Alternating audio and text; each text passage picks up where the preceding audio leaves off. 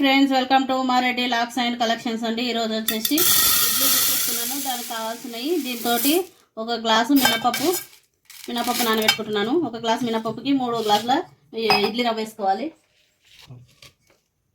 ఇడ్లీ రవ్వ అండి 1 glass, 2 glass, 3 glasses. ఈ గ్లాస్ తోటి ఒక కప్పు మినపప్పు అయితే 3 కప్పుల ఇడ్లీ రవ్వ వేసుకోవాలి. ఇవి 2 కడుక్కొని 2 గంటలు నానబెట్టుకుందాము. 3 గ్లాసుల ఇడ్లీ రవ్వ అండి, ఇది కడిగి పెట్టుకున్నాను. 3 గ్లాసుల ఇడ్లీ రవ్వకు 1 గ్లాస్ మినపప్పు ఇలా కడిగి పెట్టుకున్నాను. 2 గంటలు నాననివ్వాలి. తర్వాత మిక్సీ పట్టుకునేది చూపిస్తాను. 2 గంటల ముందు నానబెట్టుకున్నాం కదా మినపప్పుని, ఇది ఇప్పుడు మిక్సీ పట్టుకుందాము. మిక్సీ జార్ తీసుకొని పప్పు వేసుకుందాం. ఇందులో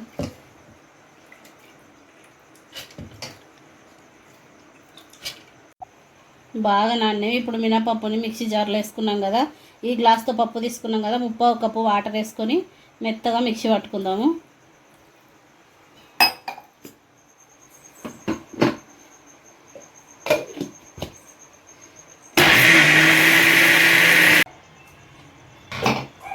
ఇలా మిక్సీ పట్టుకున్నాం కదా మెత్తగా, దీన్ని ఒక గిన్నెలోకి వేసుకుందాము.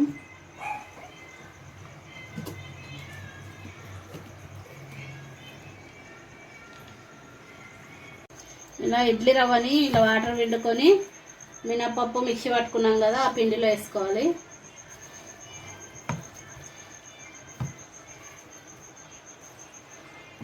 ఇలా మెత్తగా పట్టుకున్నాను పిండి, ఇలా ఉండాలి. ఇడ్లీ రవ్వను మినపప్పు పట్టిన దాంట్లో పిండిలో వేసుకున్నాం కదా, ఇలా బాగా కలుపుకోవాలి. 2 బాగా మిక్స్ అయ్యేటట్టు కలిపి పెట్టుకోవాలి. ఇంకా సాల్ట్ అది మార్నింగే వేసుకుంటాను నేను. ఇలా 2 బాగా కలిసేటట్టు కలిపి పెట్టుకొని మూత పెట్టుకుంటే అయిపోద్ది పొద్దున ఇడ్లీ.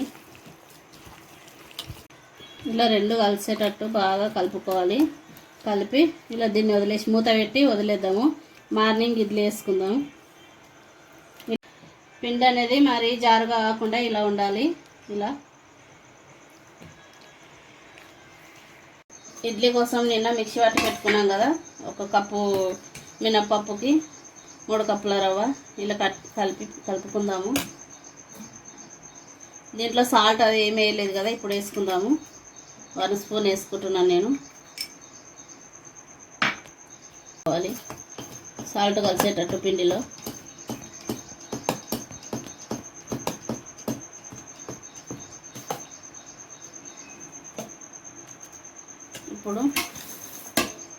ఇప్పుడు ఇడ్లీ పాత్ర పెట్టుకుందాం స్టవ్ పైన. స్టవ్ వెలిగించుకొని ఇందులోకి ఇక్కడ వరకు వాటర్ వేసుకోవాలి. ఇక్కడ దాకా. ఇప్పుడు ఈ వాటర్ వేడయ్యేలోపు ఈ గిన్నెలకి ఆయిల్ రాసుకుందాము.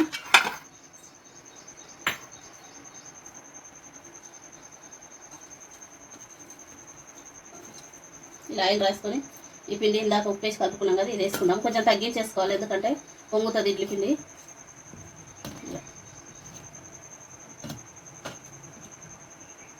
కొంచెం తక్కువ వేసుకోవాలి, నిండుగా వేసుకోవద్దు.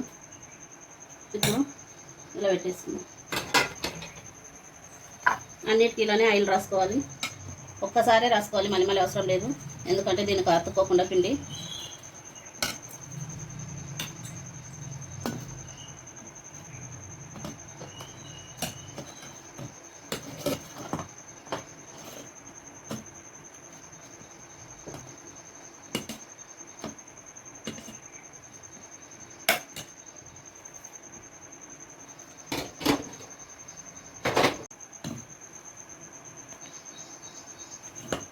ఇలా పెట్టేసుకుందాం.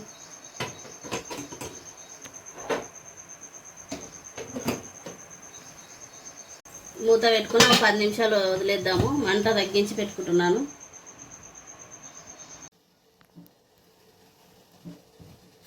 10 నిమిషాలు పెట్టాం కదా ముందు, ఇప్పుడు చూద్దాం ఉడికిపోయి.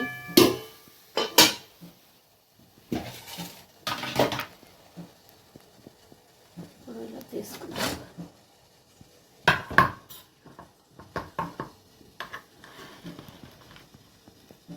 ఇలా మెత్తటి ఇడ్లీలు రెడీ. బాక్సులు వేసుకుంటున్నాను. ఇలా నేను చేసినట్టు చెప్పినట్టు కొలతలతో చేస్తే చాలా మెత్తగా. ఇప్పుడు ఇడ్లీలు అయిపోయినాయి కదండి. ఇప్పుడు చట్నీ, ఇడ్లీ కోసము చట్నీ ఎట్లా చేసుకుందామో చూపిస్తాను రండి. వేగాలి పల్లీలు మంచిగా, పచ్చి పచ్చిగా ఉంటే చట్నీ టేస్ట్ కాదు. స్టవ్ ఆఫ్ చేసుకున్నాము. చల్లారనిచ్చి మిక్సీ పట్టుకుందాము. ఇప్పుడు మిక్సీ గిన్నె తీసుకొని పల్లీలు వేయించి పొట్టు తీసి పెట్టుకున్నాం 1 కప్పు. దీంతోనే పుట్నాలు 1 కప్పు, పచ్చి కొబ్బరి,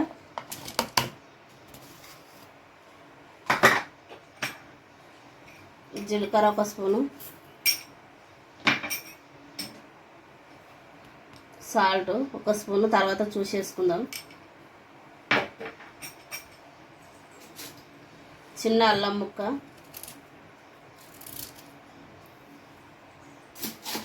ఇప్పుడు ఇవన్నీ వాటర్ వేయకుండా ఫస్ట్ తిప్పుకుందాం. ఒకసారి మిక్సీ పట్టుకుందాం. ఇప్పుడు ఇది మిక్సీ పట్టుకున్నాం కదా పొడిలన్నీ, పల్లీలు అవి వేసి ఇలా వాటర్లో ఉడికించాలి. పచ్చిమిర్చి మంచిగా హోటల్లో లాగా వస్తుంది చట్నీ. పచ్చిమిర్చి ఉడికినాయి, స్టవ్ ఆఫ్ చేసుకుందాము. ఇప్పుడు పచ్చిమిర్చి ఉడికించుకున్నాం కదా, వేసుకుందాము.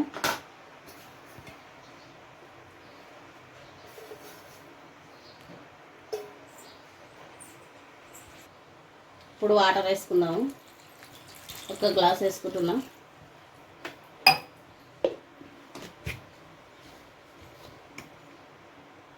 మిక్సీ పట్టినాం కదా, గట్టి చట్నీ కావాలంటే ఇలా ఉంచుకోండి, ఇంకొంచెం పలుసగా కావాలంటే వాటర్ వేసుకోవాలి.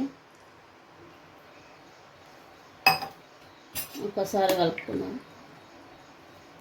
ఇప్పుడే సాల్ట్ చెక్ చేసుకొని వేసుకోవాలి.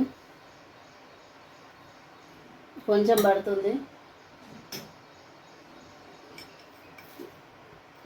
మిర్చి, ఉప్పు మీరు తగినంత చూసేసుకోండి. మీరు ఎలా తింటారో అలా. ఇది మళ్ళీ ఒకసారి తిప్పుకుందాము.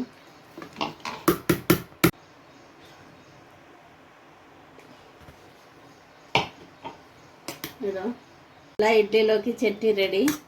తాలింపు వేసుకుందాము. తాలింపుకు స్టవ్ వెలిగించుకొని గిన్నె పెట్టుకుందాము. చిన్న కడాయి పెట్టుకున్న తాలింపుకు ఇందులో ఆయిల్ వేసుకుందాం. 1½ స్పూన్ వేసుకున్నా.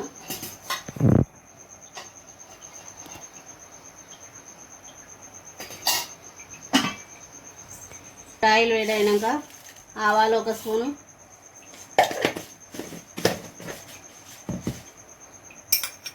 జీలకర్ర 1 స్పూను,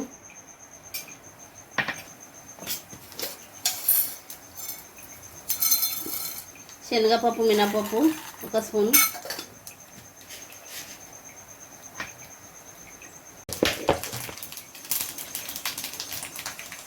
కొంచెం కరివేపాకు,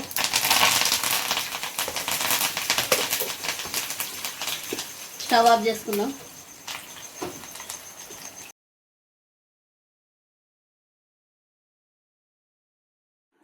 ఈ వీడియో కనుక నచ్చినట్లయితే నా ఛానల్ని లైక్ చేయండి, షేర్ చేయండి, సబ్స్క్రైబ్ చేసుకోండి. Bye friends.